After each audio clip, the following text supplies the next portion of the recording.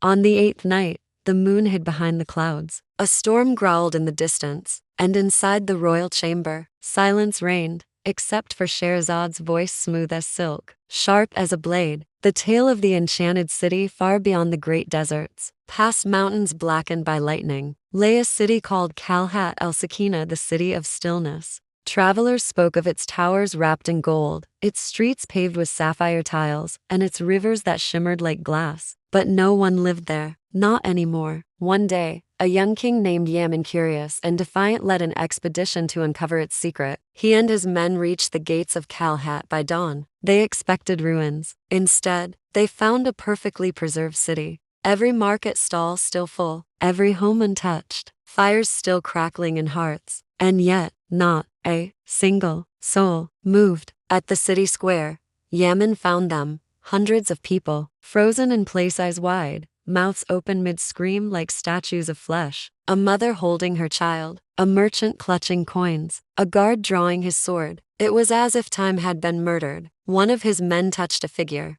It crumbled into ash. That night, Yaman entered the palace, and there, sitting alone on the throne, very much alive, was an old man, wrinkled, cloaked in tattered velvet, with a gaze that had seen too much. He said only this: "You shouldn't have come." Yaman demanded answers. The old man sighed. "Long ago," he said, "this city was ruled by my brother, a king beloved and foolish. He had fallen for a sorceress from the sea, with eyes of silver and a voice that could charm thunder. She became his queen, and his curse. She hated aging, she feared death, and so she made a deal with a demon bound beneath the city. In exchange for eternal youth, she offered a sacrifice, not herself, the entire kingdom. On the day of the summer festival, she whispered the incantation. The earth cracked, the sky bled, and time stopped. Everyone was frozen, everyone, except me. The demon left me as punishment, to watch, to remember, to go mad." Yaman, stunned, asked,